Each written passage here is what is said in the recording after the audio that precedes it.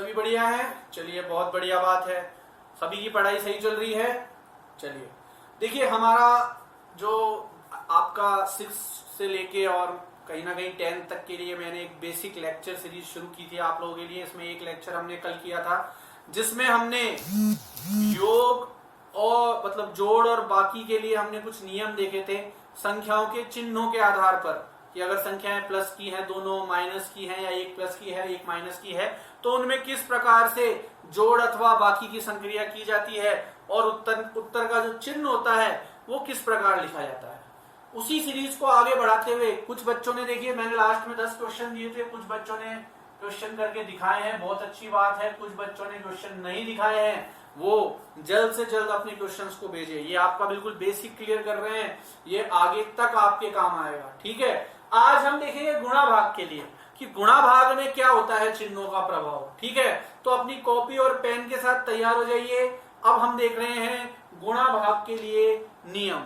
ठीक है, तैयार कर लीजिए अपनी कॉपी पेन। तो देखिए, आज हम सीखेंगे गुणा भाग के नियम। गुणा भाग के नियम किसके आधार पे? संख्याओं के चिन्हों के आधार पे।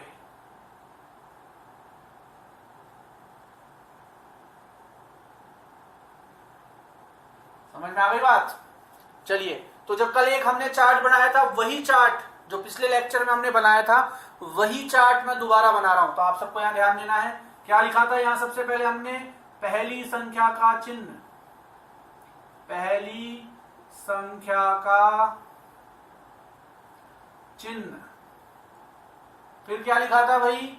दूसरी संख्या का चिन्ह, दूसरी संख्या का चिन्ह। अच्छा भाई, अब देखो गुणा और भाग में दोनों एक जैसे नियम चलेंगे, तो अब इसमें हमें सोचना नहीं पड़ेगा। वहां तो हमें सोचना पड़ रहा था कि जोड़ेंगे या घटाएंगे, पर यहां सोचने की जरूरत नहीं है। गुणा भाग मतलब गुणा भाग। ठीक है, गुणा कर रहे हैं तो गुणा ही होगा वो, या भाग कर रहे हैं तो भाग ही होगा वो। तो गुणा और भाग दोनों के लिए नियम एक जैसे चलेंगे, इसलिए दोनों को मैं साथ लिख रहा हूं। उदाहरण के द्वारा आपको और अच्छी तरह समझ में आ जाएगा।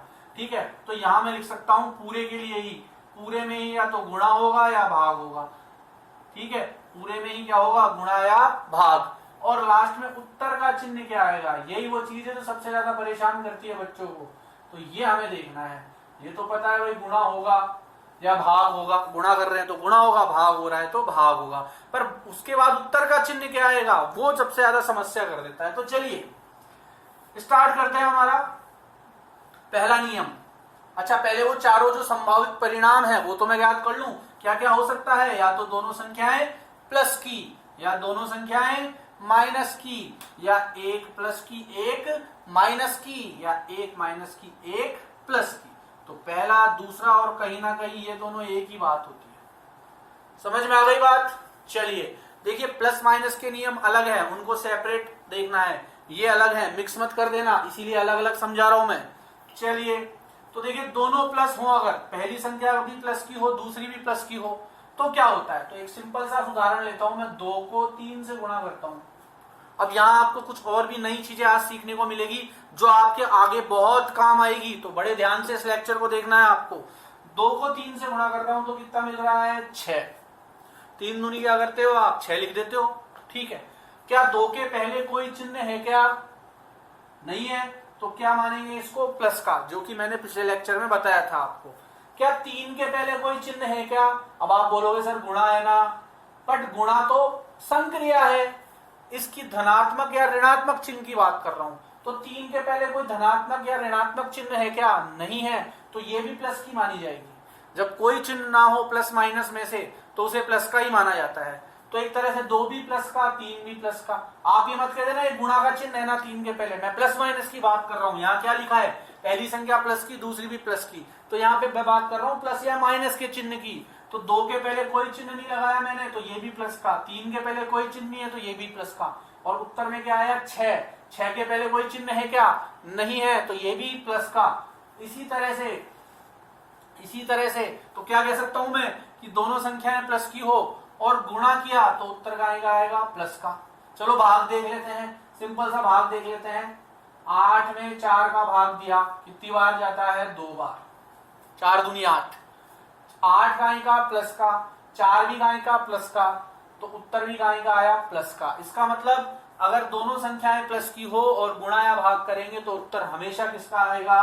प्लस का आएगा सर। ठीक है, बहुत अच्छी बात है, बहुत बढ़िया। चलिए अब ये देख लेते हैं कि दोनों माइनस का हो तो क्या होगा। तो बहुत ध्यान से सुन लो, बहुत ध्यान से सुन लो कि अगर पहली संख्या भी माइनस की हो, पहली संख्या भी माइनस की हो, दूसरी संख्या भी माइनस की हो और गुणा या भाग करेंगे तो उत्तर फिर भी प्लस का ही आएगा। इसको दिमाग में बिठा लेना बच्चे। इसमें और वो जो जोड़ने घटाने वाला नियम था उसको मिक्स कर देते हैं। ये अलग नियम है, ये गुणा भाग के नियम है, इनका अलग चलता है सिस्टम। तो पहली भी माइनस की हो, दूसरी भी माइनस की हो तो उत्तर हमेशा प्लस का आएगा, चाहे गुणा कर लो चाहे भाग। देखो कैसे आएगा। चलिए उदाहरण लेता हूं मैं यहाँ पे कि मैं -2 को -3 से गुणा कर रहा हूं। अब यहाँ आपको कुछ चीजें सीखने को मिलेगी। क्या? 2 के पहले का क्या लगा हुआ है? माइनस, तो ये तो माइनस का हो गया। अब गुणा के बाद मैंने -3 लिखा ना, तो इसको ब्रैकेट में लिखा। क्यों क्यों लिखा ब्रैकेट में? मैं -3 ऐसे भी लिख सकता था, बट गुणा अपने आप में कोई ना कोई संक्रिया का चिन्ह है, उसके बाद माइनस भी आ रहा है तो ये बड़ा अजीब सा लग रहा है, गुणा माइनस एक साथ। इसलिए चिन्ह के बाद वापस चिन्ह आए, किसी भी चिन्ह के बाद दोबारा चिन्ह आए तो बाद वाली संख्या को हमेशा किस में लिख दो? ब्रैकेट में लिख दो। कभी भी हो, 2 के माइनस के बाद माइनस आ रहा है, ब्रैकेट में लिख दो। प्लस के बाद माइनस आ रहा है, ब्रैकेट में लिख दो। समझ में आ गई बात? 2 चिन्ह एक साथ आए तो बाद वाली संख्या को हमेशा ब्रैकेट में लिख दो। ठीक है, चलिए अब आ जाते हैं हमारे नियम पे कि अगर दोनों माइनस का होगा और गुणा करेंगे तो क्या होगा। तो दोनों माइनस के हैं तो -2 -3 से गुणा होगा तो प्लस का 6 आएगा। -2 -3 से गुणा होगा तो उत्तर क्या आएगा? प्लस का 6। क्यों? क्योंकि नियम यही कहता है कि पहली माइनस की हो दूसरी भी माइनस की हो, गुणा कर रहे हैं तो उत्तर का आएगा? प्लस का आएगा। चलो भाग भी देख लेते हैं। -8 में वही -4 का भाग देता हूं तो क्या होता है? देखो एक्चुअल में माइनस को माइनस से काट देते हैं और 4 दूनी कितना आ जाता है? 8। तो उत्तर कितना आएगा? 2। इसका मतलब अगर दोनों संख्याएं माइनस की है और भाग कर रहे हैं तब भी उत्तर का आएगा? प्लस का आएगा। समझ में आ गई क्या बात? चलिए अब देखते हैं 1 + 1 माइनस या 1 - 1 प्लस हो तो क्या होगा। चलिए उदाहरण लेते हैं यहाँ पे, या पहले देख लेते हैं होगा क्या। तो देखो 1 + 1 माइनस या 1 - 1 प्लस हो और गुणा या भाग करेंगे, गुणा या भाग करेंगे तो गुणा या भाग करेंगे तो क्या होगा? हमेशा माइनस का आएगा। वहां प्लस माइनस कर रहे थे, जोड़ रहे घटा रहे थे, तब तो देखना पड़ रहा था कि कौन सी बड़ी संख्या है, उसका चिन्ह ले रहे थे। यहां ऐसा कुछ नहीं देखना आपको। जहां 1 + 1 माइनस दिखा और जहां संख्याएं गुणा या भाग होती हुई दिखे, उत्तर हमेशा किसका आएगा? माइनस का आएगा। चलिए एक उदाहरण देख लेते हैं। मान लो -2 को 3 से गुणा करूंगा, तो पहले तो साधारण जो गुणा करते हो वो कर लो। 3 दूनी कितना होता है? 6। अब 6 प्लस का या माइनस का? तो देखो 2 तो माइनस का, 2 तो माइनस का और 3 के पहले फिर से कोई चिन्ह नहीं है, 3 के पहले कोई चिन्ह नहीं है, इसका मतलब ये प्लस का। तो 1 माइनस की 1 प्लस की, फिर बोल रहा हूं मैं 3 के पहले ये गुणा का चिन्ह है, लेकिन ये तो संक्रिया है, मैं बात कर रहा हूं प्लस या माइनस के चिन्ह की। तो 3 के पहले कोई चिन्ह नहीं है तो 3 का माना जाएगा प्लस का। मतलब 1 माइनस की हो गई और 1 प्लस की हो गई तो उत्तर हमेशा किसका आएगा? माइनस का आएगा। तो यहाँ पे ध्यान रखना 1 - 1 प्लस दिख जाए तो उत्तर हमेशा माइनस में लिखना है। ठीक है, चलिए एक और देख लेते हैं उदाहरण। मान लीजिए 6 × -3, ऐसे देख लेते हैं इसको। तो 6 के पहले कोई चिन्ह नहीं है तो ये का है? प्लस का। और 3 के पहले क्या है? माइनस। तो 1 प्लस की 1 माइनस की हो गई तो 6 तिया 18 और ये भी का माइनस का। तो यहां आपने एक बात नोट की कि भले ही बड़ी संख्या प्लस की थी पर गुणा कर रहे हैं, इसलिए हमेशा उत्तर का आएगा माइनस का। एक प्लस का एक माइनस का या एक माइनस का एक प्लस का होगा तो उत्तर हमेशा का आएगा माइनस का, चाहे गुणा कर लो चाहे भाग कर लो। चलो भाग वाले नियम भी देख लेते हैं। अच्छा भैया ये जो चीजें हैं मैं उदाहरण लिखता हूं, इनको उतार लिया करो हैंड टू हैंड कॉपी में, ठीक है, वहीं पहुंच करके। मान लो पहले वाले नहीं उतारे हैं तो वीडियो को बैक में ले जाओ और पहले उदाहरण उतार लो, ठीक है, या दोबारा देख लेना वीडियो को, 2 बार देखेंगे तो ज्यादा अच्छा समझ में आएगा, ठीक है। चलिए आगे देखते हैं। अब भाग वाले में भी देख लेते हैं। -12/6, 6 12 को 2 बार काटेगा और उत्तर क्या आएगा -2। क्यों? क्योंकि एक माइनस की है और 6 के पहले कोई चिन्ह नहीं है तो एक आएगा है प्लस का, तो उत्तर का आएगा माइनस का आएगा। किसमें? भाग में। तो इस बात आ गई समझ में आपको। गुणा भाग करते हैं तो क्या होता है, अगर दोनों प्लस की है गुणा कर लो चाहे भाग कर लो उत्तर प्लस का, दोनों माइनस की है गुणा कर लो या भाग कर लो उत्तर प्लस का, एक प्लस एक माइनस या एक माइनस एक प्लस है गुणा या भाग कर लो उत्तर हमेशा माइनस का। कुछ सोचना ही नहीं है, डायरेक्ट माइनस लगा दो, एक प्लस एक माइनस दिख जाए तो, चाहे पहले माइनस बाद में प्लस हो या पहले प्लस बाद में माइनस हो, ठीक है। पॉज कर लो वीडियो को और इसको नोट कर लो, पॉज करके इसको नोट कर लो, पॉज करके नोट कर लो इसको। इसके बाद आ जाता है क्वेश्चंस का टाइम, तो कुछ क्वेश्चंस दूंगा मैं आपको, वो क्वेश्चंस करने हैं, पर उससे पहले इसको पॉज करके नोट कर लीजिए आप लोग। चलिए बच्चों अब कुछ क्वेश्चंस मैं दे रहा हूं, इन क्वेश्चंस को करना है। जिन बच्चों ने पुराने वाले क्वेश्चंस करके भेज दिए हैं कमेंट में या ग्रुप में, वेरी गुड। जिन्होंने नहीं भेजे हैं प्लीज आप लोग भेजिए, साथ में ये क्वेश्चंस भी भेजिए जो अब मैं आपको दे रहा हूं। फर्स्ट नंबर का क्वेश्चन 2 × -3 क्या होगा। सेकेंड नंबर का क्वेश्चन -3 × -6, ठीक है। थर्ड नंबर का क्वेश्चन -4 × 2। फोर्थ नंबर का क्वेश्चन -5 × -15।